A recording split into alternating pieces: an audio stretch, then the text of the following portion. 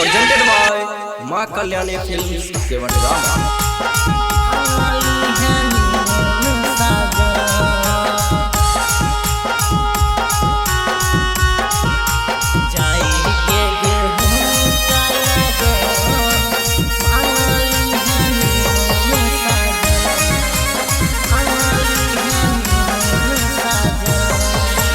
जय बह गेलै सावन के पगली कले ने बाबा के पावन। जय बह गेलै सावन के पगली कले ने बाबा के पावन। जय के गेहूं काया गन मांगली है निमन साजन। जय के गेहूं काया गन मांगली है निमन साजन। जय हो गेलै सावन के पगली कले ने बाबा के पावन। जय बह गेलै सावन के पगली कले ने बाबा के पावन। जय के गेहूं काया गन मांगली है निमन साजन। जय के गेहूं काया गन मांगली है निमन साजन। Music by DJ Afzil. जय के गेहूं काया गन मांगली है निमन साजन। मांगली है निमन साजन। और चलते चली लियो जान हम गाम गे संग लेके जइबो देखबे तुम बाबा धाम गे।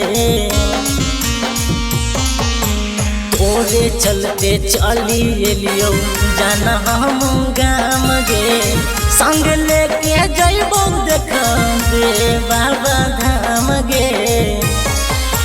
जय भी जब सुन गए सोना दिल से धरी है धैया।